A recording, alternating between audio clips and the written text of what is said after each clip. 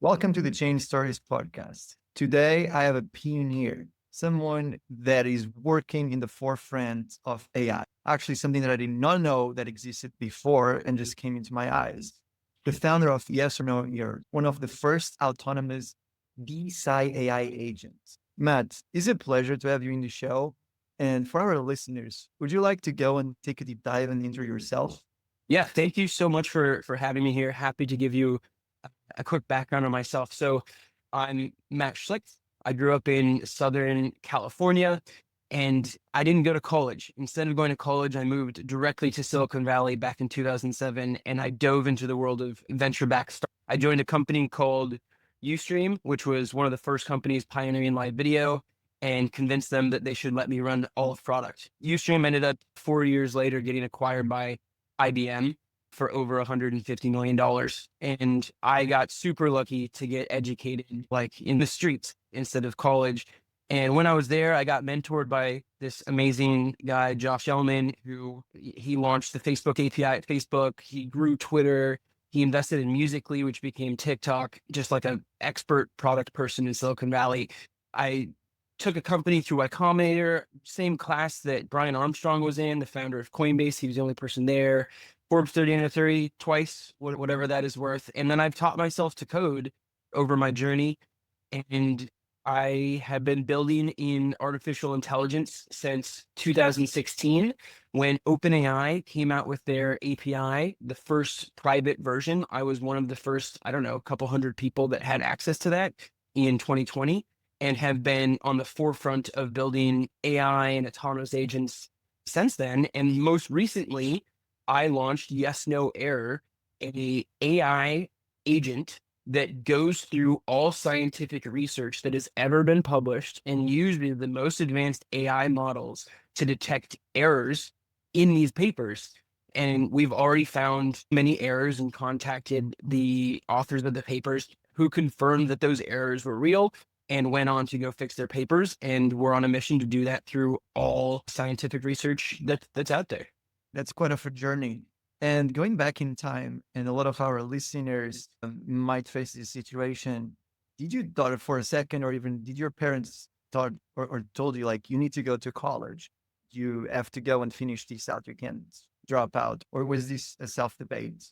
What made you decide, okay, gonna go on my own and try? Yeah, so I don't have anything against college. I definitely wanted to go to a great college. The high school that I went to, it was a very good high school. It's called Sage Hill. It's in Newport Beach. I didn't have a lot of money. Everybody else had around me had a lot of money. And what was interesting is the school I went to before that, it's called Waldorf. Anyone can look it up if they're interested in it. One of the pillars of Waldorf is that you don't use technology. So I didn't have a computer. I wasn't playing video games. I wasn't watching TV. But when I got to high school, I suddenly was like flooded with all this technology. And I was like, oh my God, like 1,000 people work at Google. This is like super crazy. And I got my first laptop. And so in high school, I didn't do any homework all day long, all night long. All I did was build things on the internet. It's just super fascinated that you could go on there. Nobody cared how old you were. You could just invent anything that you wanted. And so junior year of high school, I actually ended up getting kicked out. They asked me not to come back for senior year, which was obviously super upsetting. And so over summer, I actually got access to the school's email system and I hacked into it and I found like an error in their system and I told them about it. So I didn't exploit it or anything. I said, hey, I actually found an issue in your email system. I can access everybody's emails. I think you should probably fix that. And because of that, they actually asked me to come back and finish out senior year, which was awesome. My grades weren't super good, so I didn't get into any like great colleges. And so the option was like, do I go to a not great college or should I just fight my way in to Silicon Valley? And that's what I did. And 2 or 3 years later, I actually went back and did the commencement speech for the high school. Fascinating. And so pretty much you taught yourself how to code during high school. And you had swamped with these materials and this world of digital economy, digital information, and you just took a straight dive into it. Was it your dream to one day go to Silicon Valley and build your startup? How did this start within you? As I grew up, I always wanted to be an inventor and I didn't know what that meant. I just wanted to create things. And what I discovered in high school when I got access to the internet. This was like when Facebook was coming out. I remember being one of the first people who got like a Gmail account, and you like had 3 Gmail invites and you could send it to other people. What's fascinating about the internet is it's not a physical place. Anybody can grab a street corner and get access to every single person who's on the internet. And so if you can go build something digitally, you have the potential of the entire world, or at least anyone who's online, to interact with that thing you made. And so in high school, that just, if I was going to invent something, I was going to invent something that was digital, that was on the internet. And ever since then, yeah, my dream became, I'm going to go to Silicon Valley. And so the moment I graduated high school, I got a job, I worked my way in there, started as an intern, moved up to business development, and then moved up to leading all of product. And yeah, that was the dream. And then ever since then, I've just been working with people inside of Silicon Valley, working with investors, and just staying on the forefront of technology. At first, it was live streaming video, then it was social networks, and then it was crypto for a little bit. And then for the longest time now, it's been artificial intelligence, which is like the most transformative technology that probably will ever exist. Yeah, absolutely. We get asked this question a lot of times about founders from all over the world that we invest or speak with. Is should I move to Silicon Valley? And Matt, do you see Silicon Valley as a place still today that a founder that's working on AI and tech that they really must be there is the center of action? Otherwise, they're going to miss out and be left behind. I don't think it's required that you have to go to Silicon Valley in order to be successful. There's definitely examples of people who don't go to Silicon Valley and who become successful, but Silicon Valley is still the heart of technology. And if you are a young person and you want to throw yourself into this world completely, then I still would strongly recommend that you should go move to Silicon Valley for a period of time, because when you go outside and you walk down the streets, the people you bump into are the builders of technology. When you go to a party, the people there are the builders of the technology. When you get coffee, the people next to you are the builders of technology.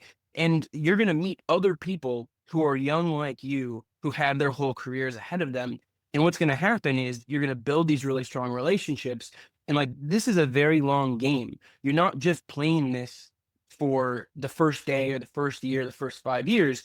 This is something where the relationships you build, you can be working together with people for many decades.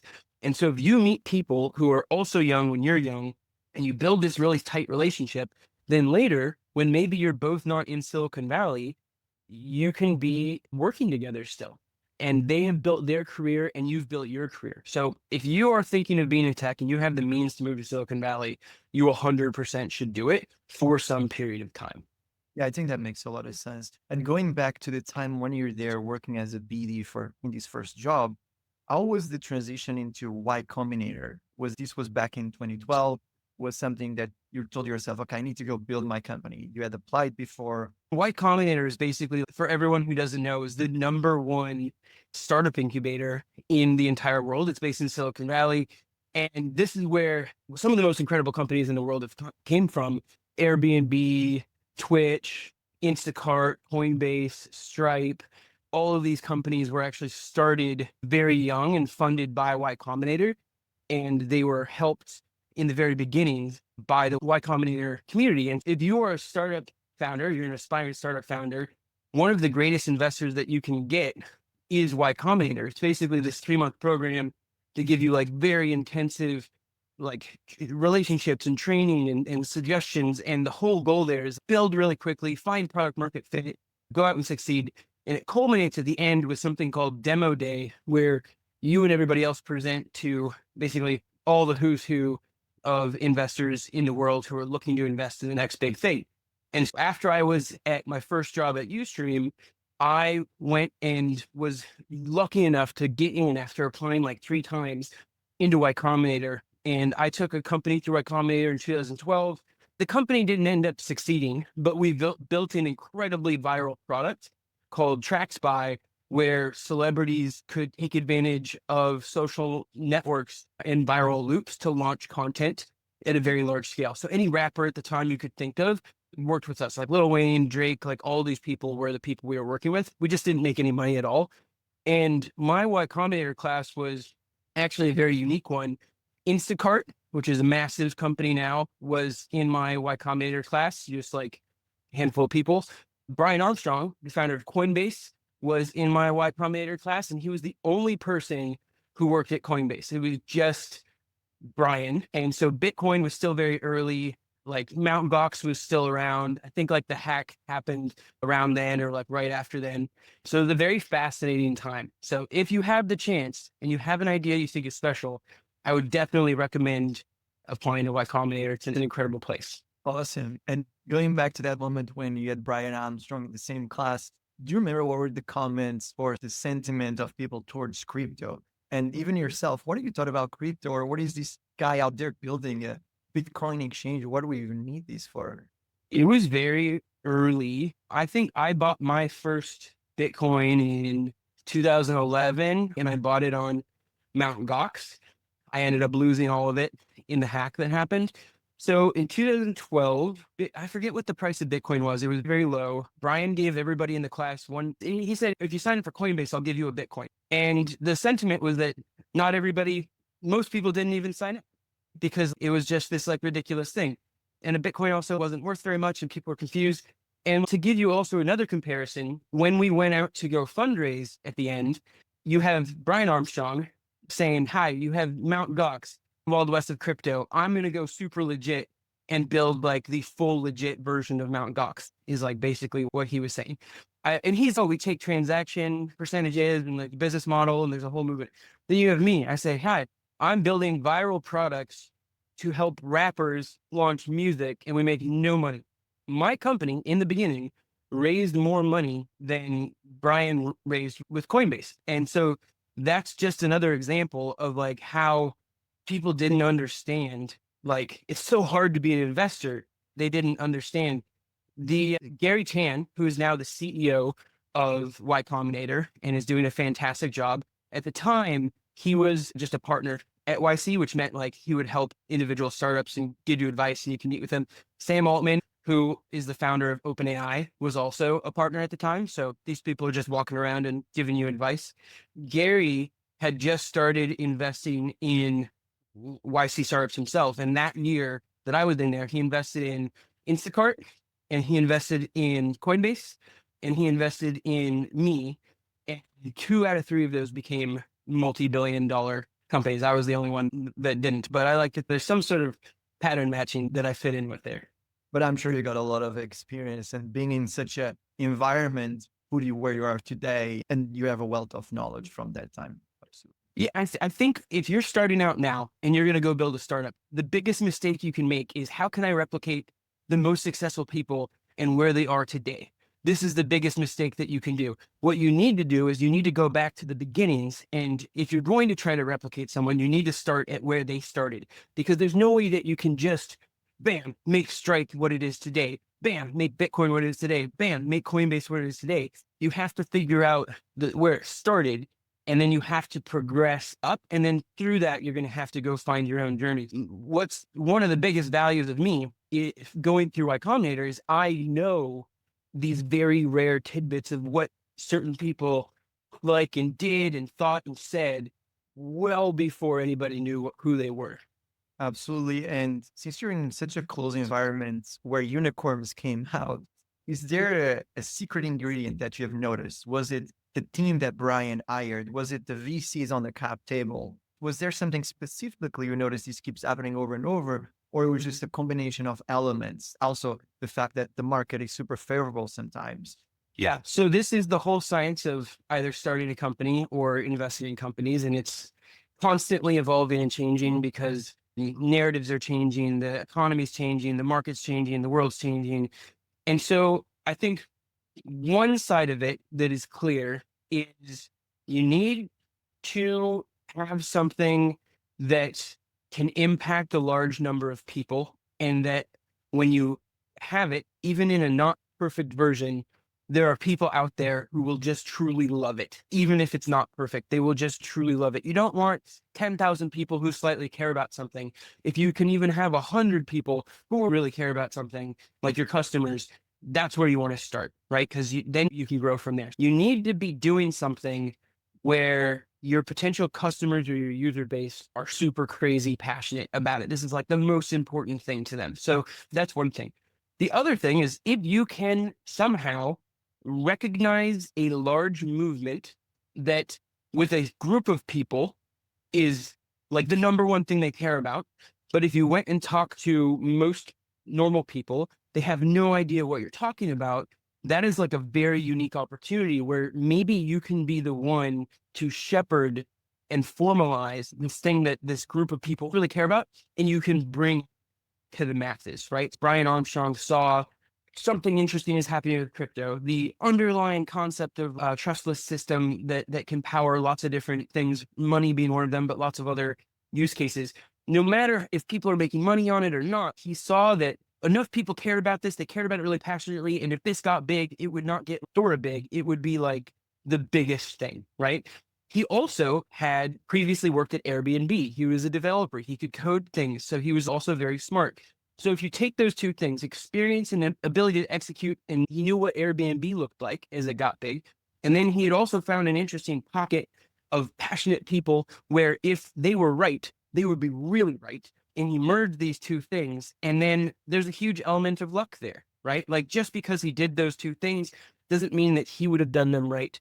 Doesn't mean that that's actually how the world would play out.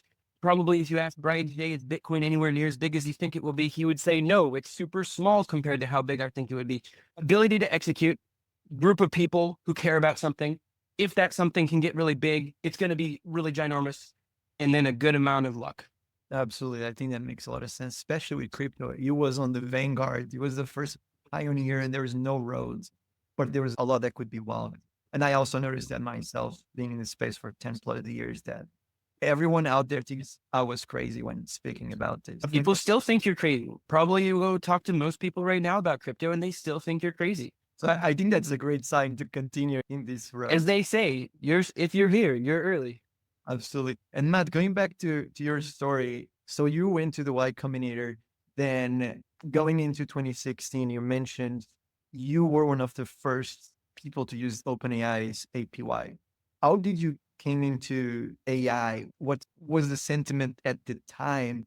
Especially this was probably one of the first versions, if not the first version of OpenAI release. I'm sure it was not this robust and probably the system would hallucinate a lot when you're giving them a prompt. And what drew you into it? Actually, a little bit before that, in 2014, I made a little experiment called ZapChain, which was, I thought it'd be fun to make a social network where instead of upvoting each other, you gave people tiny amounts of Bitcoin. And this was before ICOs happened. I think if we were a little bit later, we could have done an ICO and that would have been an incredible way to monetize and build that. But I got all the who's who. Anyone who was anyone at the time on crypto was using ZapChain.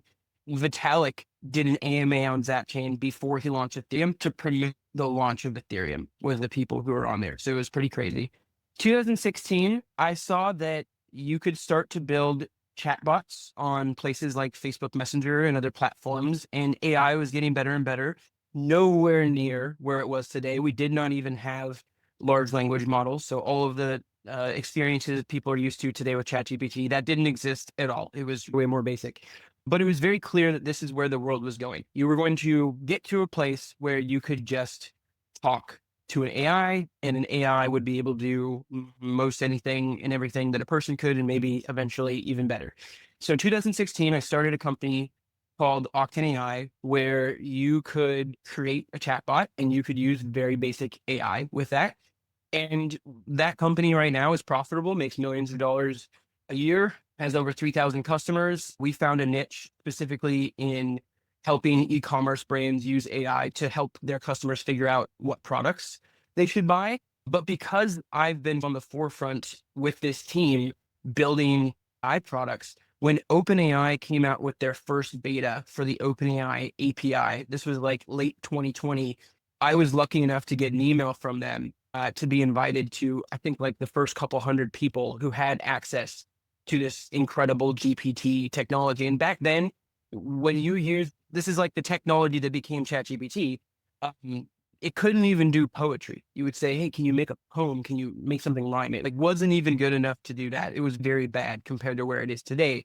It was magic. It could do incredible things. And so ever since then, every single day I've coded with LLMs. I've coded with OpenAI's API. I've coded with Google's and Anthropic and Llama, and most recently DeepSeek, because it's just like having magic in your hands. If crypto is like this thing that you can trust and it's a ledger and you can have all sorts of use cases for that, which is super important. What's fascinating about AI is its intelligence as a resource that you can program, and it's just exponentially getting better and better. So I started building games with it. I started building chatbots with it. I started exploring different techniques like RAG, where there's this concept of giving, they're called embedding vectors, where you can take a chunk of text and you can basically give it an address in a like 1,000+ multi-dimensional space. And then you can use that to find like correlations between different text. And you can use that to power chatbots. Anyone who's interested in building an AI, look up RAG. And it's a very basic once you start building with it. Yeah, I've been building with this technology since you could. And 2023, one of the interesting things that I saw was this rise of autonomous agents. And I saw people building Auto GPT, which now is like top 10 most starred GitHub repo, like 170,000 stars. Baby AGI, I think it has 20, 30,000 stars. And people were experimenting with, what if instead of you telling the AI what to do, what if you had the AI tell the AI what to do, and it could do that in a loop? And you could start to build AIs that were autonomous and just kept coming up with a to-do list, and they would do the to-do list, and then they would keep going. And when I went and talked to a bunch of people about this, they never heard of it. So in early 2023, I wrote the #1 article about autonomous agents. I went and talked to every single person who was doing anything with autonomous agents, including the founders of AutoGPT, Baby AGI, people from NVIDIA, top investors. And when I published this article, 250,000 people read it, and I got super connected to anyone and everyone who was building something. I think a lot of companies started because they read that article. And since then, I've just been building autonomous agents, and that's where YesNoError ended up coming from over a year later. And Matt, a question that I have regarding the agents, what is the difference, the essential difference between an agent and a bot? What distinguishes in the system? So in some situations, I think that they can be, people probably can use the word similarly. I think when people talk about autonomous agents, though, they're specifically referring to an AI or a bot that is not only doing what you are telling it to do, but it is deciding itself at certain points in its system and its thinking what it should do next. If you ask ChatGPT a question, you're giving it a very direct ask, and it's just going to come back with one answer. So that's not really an autonomous agent. You ask it something and it gives it back, and then the thing stops there. Whereas an autonomous agent might be like, hey, can you go analyze the most interesting science of the day? And so then maybe the first thing the agent says is, okay, I'm supposed to go figure out what the most interesting science of the day is. So what is the first thing I should probably do? Maybe the first thing I should probably do is I should probably go Google like different science topics. Then it goes and Googles it. Then it pulls back results. And it says, you know what, are these results I got good enough? Or do I need to come up with even better results? Maybe I need to come up with even better results. Then it generates a list of new searches it needs to do. Then it goes out and it does those searches. And then it pulls back those results. It says, okay, is the science actually in the content I just pulled back? Or do I need to go look inside of the documents to find out? Maybe it links to a PDF somewhere, maybe it links somewhere else. And then it keeps going in this loop where it has an objective and it's autonomously deciding what the next steps are to go figure out how to achieve that objective. And AI is getting better and better because at first you could just interact with what the LLM knew itself, which was it's trained on all this public knowledge. So if you ask it a question, it knows the answer within its own like trained memory. But now they can search the internet. Most recently, OpenAI talked about operators, where now it can use a browser to go browse web pages. There's other platforms where they're building in APIs where you can actually have the AI go like contact like a human and then wait for a response from the human. You can have an AI call people. You can have an AI email people.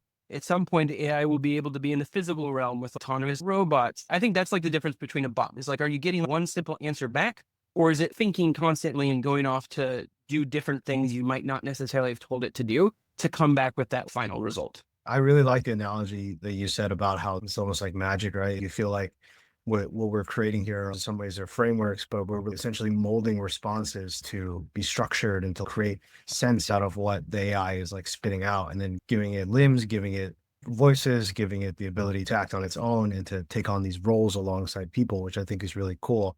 Tying it to yes, no error, how would you describe yes, no error, and what role will it play in advancing scientific research? YesNoError was started as an accident. I saw this rise of AI plus crypto, and I found that super interesting. The idea of tokenizing agents, there's something very fascinating about tokenizing agents. But when I went and did a lot of research into what was out there, I thought I saw a lot of AI tech that didn't look very impressive.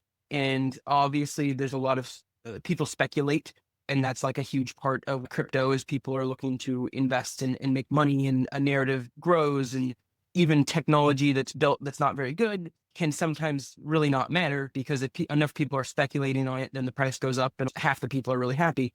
I don't think that's doing justice to what is possible with tokenizing an agent, combining AI with crypto.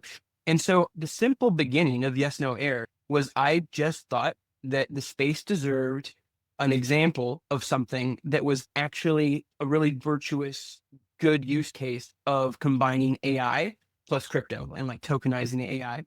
And the way that I discovered the idea is I was scrolling through X and I saw this conversation with Mark Andreessen and who's the founder, one of the founders of Andreessen Horowitz, one of the greatest VCs out there, and Ethan Mollick, who's like a top leading AI expert. And what they were talking about was super interesting. That in October of 2024, there was this research paper, peer reviewed, that got a tremendous amount of press. All major media outlets covered it. That basically said that black cooking utensils were extremely toxic, and that people have missed this. And it's so toxic that it's making you sick. You need to go throw away your black spatulas, all of your black cooking utensils. You need to go in the kitchen and throw them away. So this was on TV, all major press. If you go Google black cooking utensils toxic, you'll go find like a ton of results. 2 months later, in December of 2024, so very recently, it turned out people found out that this research paper that was peer reviewed, covered everywhere, actually had a mathematical error in it. The amount of toxicity was accidentally, maybe, multiplied by 10. And so actually, it turns out they're not toxic at all, like not toxic enough to matter. And you don't need to throw these away. And the discussion between Ethan Mollick and Mark Andreessen was they had discovered that if you pass this paper over to OpenAI's O1 model and you simply say, are there any errors in this paper? 30 seconds, basically instantly, it says, yes, one of these numbers is multiplied by 10. There's an error here. And they thought, what if you went and replicated this? If AI is good enough now to catch these errors that weren't caught, what if you went and did this with 1,000 papers? And so I saw this, I said, look, I can totally build this. And why stop at 1,000? There's over 90 million research papers ever published. Why don't I build a prototype that will just start going through these papers and using more advanced techniques than simply asking, is there an error? And let's go find out what's going on. And I thought it's going to cost money to pay the AI to go process this. And no business would ever create this product, because how are they making money from it? And if I create a token, then the token can almost act as a prediction market for if people believe that this type of AI auditing agent should exist. And so that was the thought. So within 24 hours, I built this. Next day, I said, okay, I think it's ready. I posted it, I launched a token, and it just immediately went crazy. I thought that this would be something that I could write about in an article. I could go tell people, hey, like, something really interesting happening with AI plus crypto.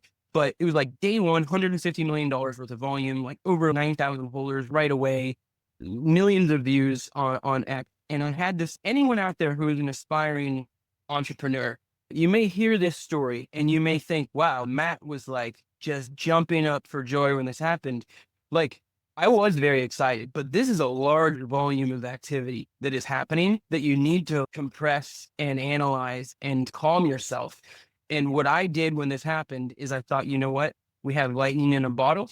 This is a very good idea. It's very virtuous. We should go find all the papers. We should go audit them. And probably you don't even have to just stop at science. You could do so much more here. And so I decided very quickly, very thoughtfully, that I was going to go all in on this. And my co-founder at Octane AI, Ben Parr, who I've also known for decades and has been with me since the beginning. He used to be the co-editor of Mashable. He wrote a best-selling book on marketing. He's extreme, he interviewed Mark Zuckerberg and Steve Jobs and all these incredible people. We decided let's go all in on this, and that's what we've been doing ever since then. And right now, I think we're about a little over 30 days into it. Wow, yeah. Yeah, that is very cool. It's crazy how some things can just take off like right away, but many years in the making, right? It's a similar story with a lot of these AI projects. What we've seen is that some of these overnight successes, like everything with AI 16Z, everything with virtuals, they've been working on this for a long time. And it's not until now that we have the right timing in the market where you can tokenize these agents that people are really starting to pay attention. One thing is, how do you guys deal with, say, minimizing the hallucinations and not getting false positives where it's saying there's an error where maybe there actually isn't an error? This is something that the first version of YesNoError simply pulled the most recent research papers from Arxiv, which is an incredible source of new papers. Like DeepSeek's newest paper was published on Arxiv, and it checked it for mathematical errors and a couple other things. And that system, even though that was V1, it's already processed almost 10,000 papers. Over 100 papers had mathematical errors in them. And I think one of the thoughts when you look at that is, okay, sure, it found over 100 papers with mathematical errors, but is it true? Are those errors actually errors, or is it just saying they're errors? And so what I did is on Arxiv, you can actually go pull up the author's email address. You have to just go type in a little captcha and it gives you their email address. And I thought, why don't I just go do that for the 100 papers and then contact them and say, hey, I made this AI agent. It's auditing, papers. I audited yours. It said it found an error. I just want to double check if that's accurate.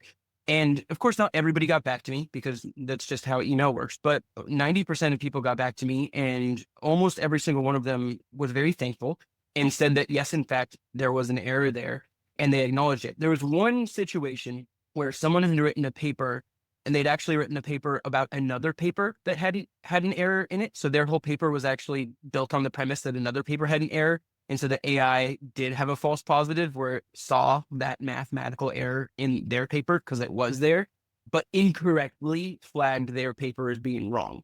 So then I had to go tell the AI, yo, you really got to double check. Is it talking about a math error in something else, or is it talking about a math error in this paper? So that was like V1 of the system. The V2 of the system that we've been building out is there's multiple places that you can go pull research papers from. Arxiv is only one of them. There's a lot of places that you pull different types of papers from. So we've been building out a system where we can index papers from multiple different sources, and we're continuously adding new sources into them. My first version was only extracting HTML, which actually meant that it's not pulling out images. So if there's graphs or if there's diagrams, it's not pulling that in. The new version does that and uses AI vision to basically transcribe and analyze the images as well.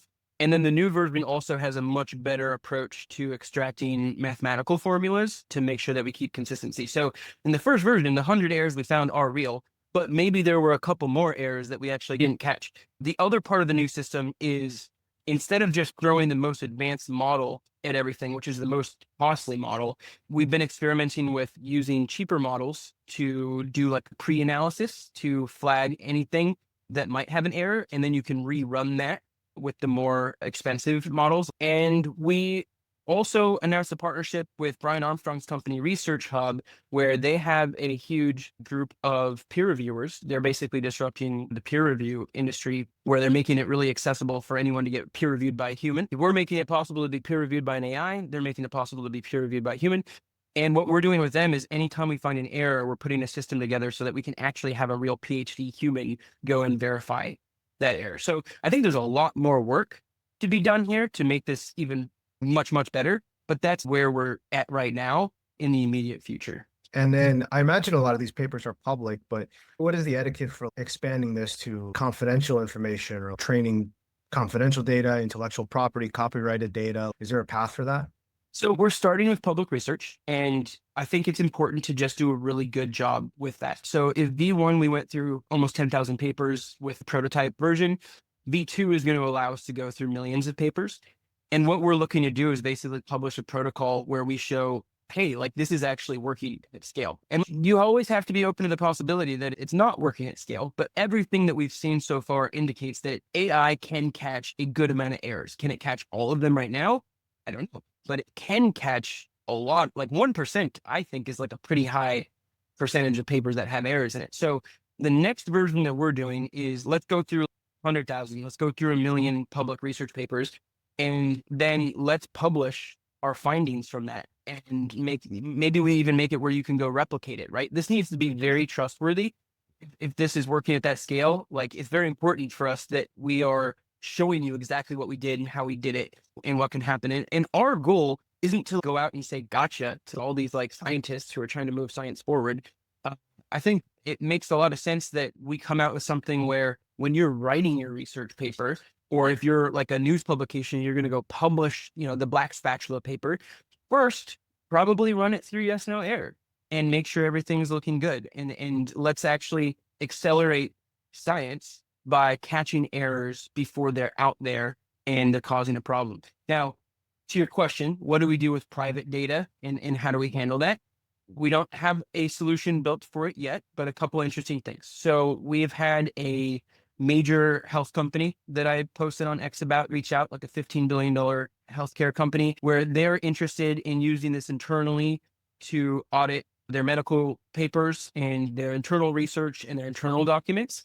And so I think as we continue to expand YesNoError and we focus on this public good, there are going to be more and more examples of large corporations who will want to do audits at large scale, and they will not necessarily want to publish those publicly, but they will want to pay for that. And so there's actually a really big business that you can build here by helping people analyze private data. And then on the other side, we're basically powering this public good where we're analyzing any amount of data that's out there that we can, and then publicly sharing the results of that.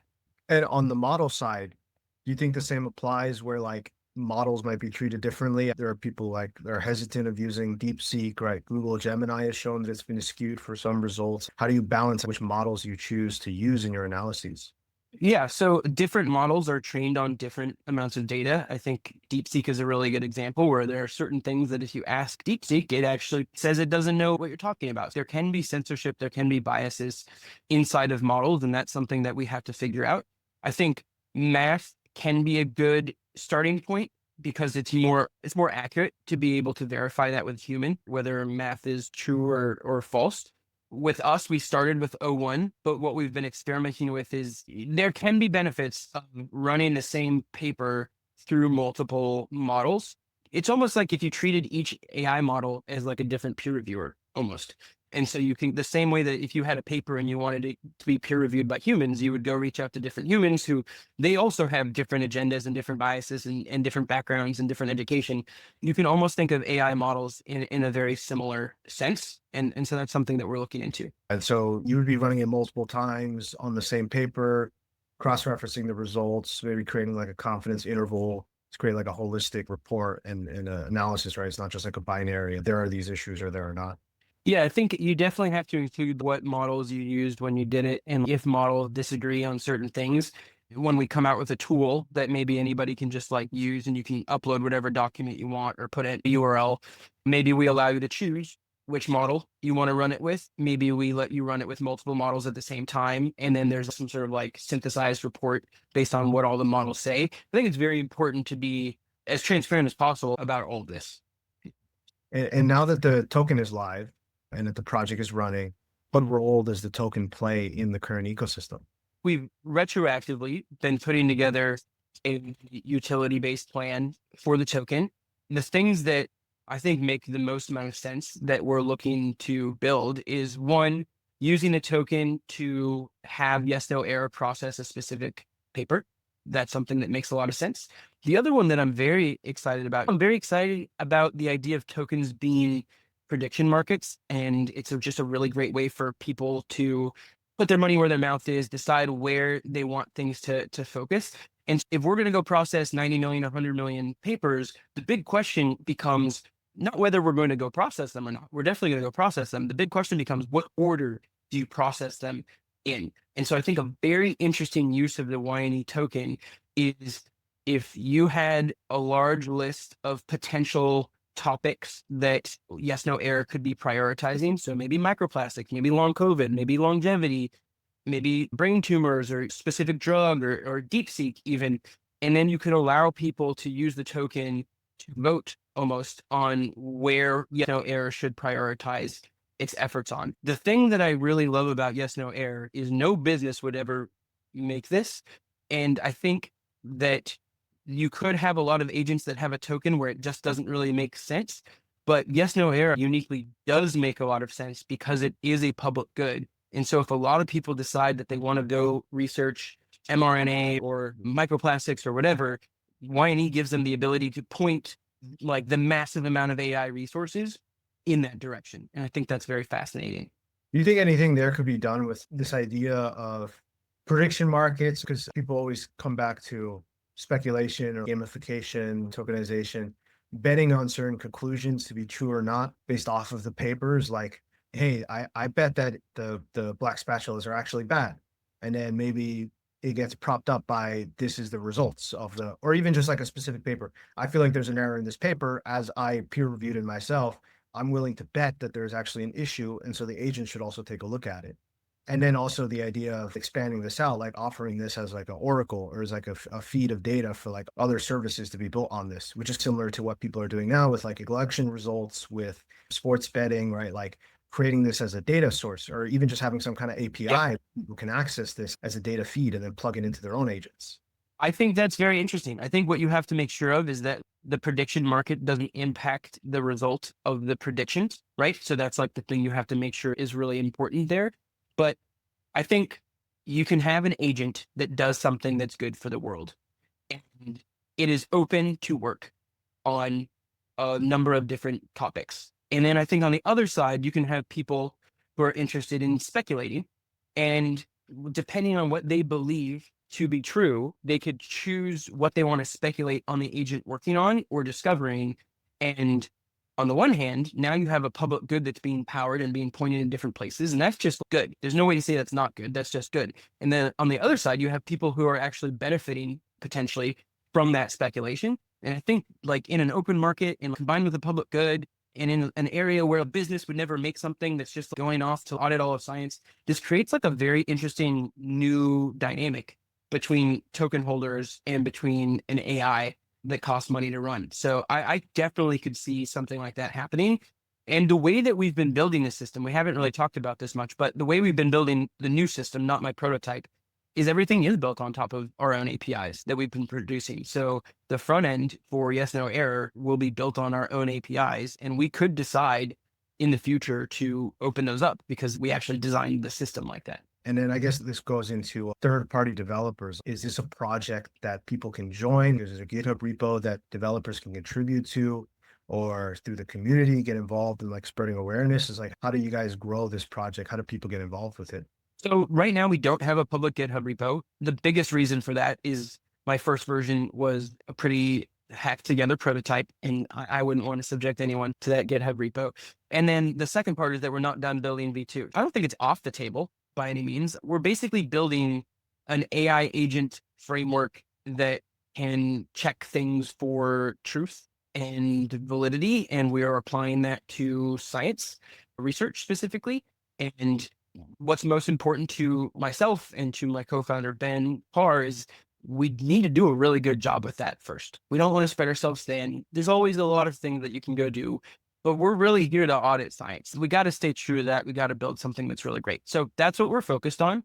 After we do that, there are a couple of interesting things that we could do. We could open source this. We could make APIs available. We could start to look into maybe analyzing more than just science research, but we got to do a great job at this first.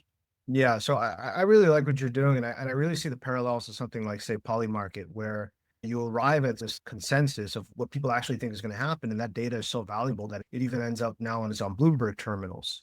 And approaching this from a scientific view, it's interesting because science, maybe you can't analyze enough papers to say that something is definitively true, but you can collect enough data that you can say something is not true, which is how most science is done, right? Like you can only disprove, you can't prove anything. So that is really cool because that's aligned here. And then if you guys keep working on this, you'll eventually have all this data set of falsities or things that you can then use that to derive truth and like predictions from that. So I think that's really cool. And the other thing that's interesting is that you have yes, no error, go read a million papers. Let's say 1% of them have errors in them. And so one part of the truth is saying, hey, the truth is that 1% of these have errors and they have different varying amounts of impact. I do think there's something else that's interesting about those other 99% of papers that we read, because I've been contacted by a lot of people who are researchers or research labs, or even people who are personally impacted. I had someone reach out to me who said they love yes, no error. They actually have a brain tumor themselves, and they're trying to figure out if the research their doctor is talking about is accurate, or they're trying to do their own research to figure out if there's something else they could be bringing to their doctor or something else they could be exploring. And whether it's an individual or an actual like research department, if you say there's 50,000 articles that have been written on the topic you're looking into, go read them all. That's not something that a human or a team of humans is actually physically capable of. So you have this weird situation where maybe there's a tremendous amount of data out there and you need it, but you can't physically even access it to do the thing you're doing. So what's going to happen is you're only going to read the most cited ones, the ones that other people have agreed that are important, and you don't know what their reasoning is for why those are the most cited papers. So I think there's also something that could happen on the side that's very interesting, that what if we make it possible for you to talk to an AI researcher under yes, no error that has read every paper about DeepSeek, has read every paper about this brain tumor or the drug you're specifically looking at, and you can talk to it, and when it gives you answers, it can actually be pulling in citations from all these actual papers that it's looking at, and it would be pulling in citations from papers that we know don't have errors in them. So I think that looking for errors is important, but at the high level, democratizing truth, whatever that is also super important. Yeah, at that point, you definitely got to have the hallucinations down. Like you got to be able to click on the sentence that it says, and it's got to expand to like, here's. Yeah, that's what I'm imagining, is which we 100% can do that. We're building a system right now. We are going to come out with something like that. And basically you'll be able to give it a topic, ask it a question, gives an answer, and it will say citations for every single thing it says. And you'll be able to click that and actually go see the real paper that citation is being pulled from. And I'm interested to see how people use that. And is this something that you think will get adopted by the scientific community formally, like inside of journals and magazines, or where does this exist in the scientific community? You said the researchers said, thank you for finding these errors. That's great. What about the greater scientific community? Are they still being dismissive of this, or they're going to be all using this? So we're doing like a bottoms up approach on the individual researchers and students. So that's one approach.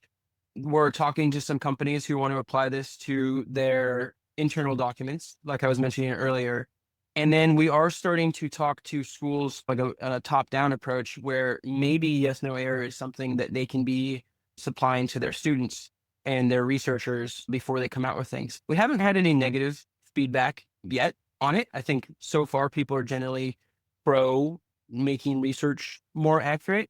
Maybe we come across some group that disagrees with that at some point, but we haven't run into that yet. What about the scientific magazines? Are they on board, or are they, oh, it should be human reviewed? That's how we make sure that everything is good. We haven't talked to them yet. We've mostly been focused on everyone who's actually writing the research, but the plan is to go talk to them. I think I want to be able to have gone through more papers first before we approach them and say, look, this is the exact protocol we did. We went through 100,000 papers. This is how it's working. I want to approach them with a very put together kind of result. And this is a different thing, but like within the crypto ecosystem, do you guys have like partners? Are you working with different projects? Are you part of the launch pads or the ecosystems inside of crypto? Are there DeSci projects, or like with the Solana ecosystem, or what does that look like? Our first investor at Boost VC, so Adam Draper and Brayton Williams, and I've known those guys for a very long time. I lived in their tower in their basement for 2 years. I was an advisor on their last fund. They're obviously very well known in crypto. YesNoError was listed on Binance Alpha, which was not done by us. That was just picked up organically. Binance also just put out a research, like a 20-page research paper on DeSci, where they talked about YesNoError, which was great. And then we've done a partnership with Research Hub, Brian Armstrong's company, and we're building relationships with a lot of people who are within the crypto space, but we're not part of any like specific programs. When you did the token, was that through a launchpad or pump fund, or you just did it? Yeah, when I did the token, I just did the thing that I thought was easiest. I just pushed it on Pump Fund, which if you were to go back and do something differently next time, I would do it differently next time. But purpose of it in the beginning was the expectations were not that it would get to the size it is right now. I originally thought that this would be just a great example to show people of what you could do.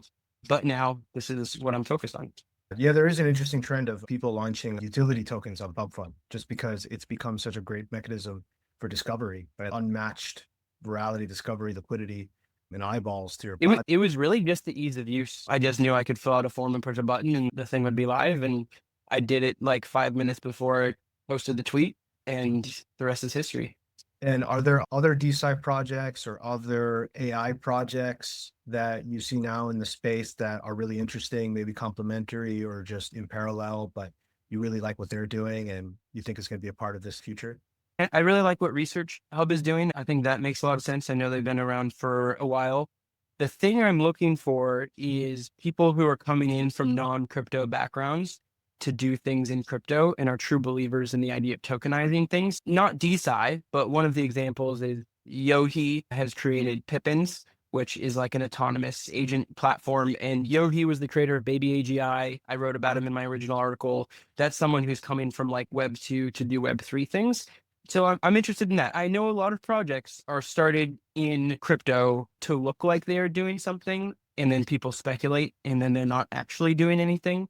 I'm obviously not excited about anyone who's doing something like that. Yeah, for sure. I think it's something that we try to tell our audience. You look at the background of the project, look at what they've been doing before crypto, or if they've been doing crypto for a while, like what they've been doing in there, because the people that are working on some of the best projects here, they've been thinking about these problems for a long time.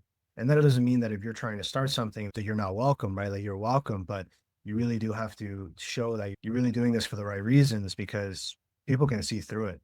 And especially the other founders is going to determine whether or not they want to work with you, whether they want to support you or they want to invest in you. Yep. I would say that anyone out there who's thinking of making something, you got to be authentic about it. And I think that probably you couldn't have launched YesNoError in any other way than it was launched. I think people could definitely tell in their gut that this was just something that completely happened organically. And that's why it's been so successful. And then you have the decision after that. Do you go all in, and can you see this through? And that's what we decided that we would do. And so I think commitment and conviction on top of authenticity is a very powerful combo. Amazing. And Matt, do you think the scientific community and humanity is ready for what this Pandora box that you just opened might uncover? There's been a lot of mistakes in research papers that led to impacting millions of people's lives. Do you think now, as you're feeding an AI model out of these scientific research papers, a lot of errors could start coming out and humanity is going to look back and like, oh, wow, this is huge? Yeah, I think the greatest thing about DeSci and blockchain in general is you can't stop it. So it doesn't matter if you're ready, things happen. So that's one thing. And I think that's great. I think the other thing is, let's say we go 1,000 years from now, you look back in time, you say on the advent of AGI, whatever that means, did somebody go use AI to point it at not a business solution and instead pointed it at a public good where they're auditing science and public information? Yeah, I think that's something that would exist. Do you think this even might lead to find the cure for cancer or to find certain things that have been out there, but we've just not been in the right direction due to misinformation or lack of data? Or for example, on the model that you referenced for the paper for Depth and Grow, there is lack of Excel data, and then there was austerity measures throughout Europe due to that, and there's no data. For us right now, we're just focused on finding errors. And I think that it assists researchers in doing what they're focused on. So I wouldn't say that YesNoError is not solving cancer right now. That's not something that I can claim that we're doing. But are we helping people who are working on solving problems? Yes. Is finding errors in papers helpful for the scientific community? Yes. Does it move things faster? Yes. Is AI becoming smarter than most people in the world? Yes. Is AI seemingly going to continue to get smarter and smarter than most people in the world to the point where it's actually smarter than everybody? Yes. That all seems very likely. Now, in order to solve some of these larger problems, it's likely that AI will need to start being able to create simulations so that it can actually run scientific experiments in like simulated environments. Do I think that's going to be possible at some point? Yeah. So when will we solve cancer? I don't know. But is AI definitely the thing that will help us do that? If we ever do that, 100,000,000%. Absolutely. And how far do you think we are from AI starting to run those simulations? 1 year away, 5 years away? I mean, I don't know. Maybe it's decades. Maybe we're in the simulation right now. I'm not sure. Makes sense. And one last question to wrap up these episodes. If you could travel back in time to the time when you started in 2016 working with AI, is there anything that you tell that version of yourself? Spend more time coding. There's nothing more important than learning to code. I think a lot of people can say, don't go into CS, don't learn to code because AI has gotten so big. But there's nothing more important than being able to build. And people who learn to code and learn to build are going to be the people who create. And they're going to be able to do it a million times better because of AI. And it's not going to cancel them out. Makes a lot of sense. And Matt, where can our listeners find out more information about yourself and what you're building and staying connected? So if you want to follow me, go to x.com/MattPRD. And if you want to learn more about YesNoError, go to YesNoError.com. We'd love to have you involved. Awesome. It was a pleasure. Thank you, guys.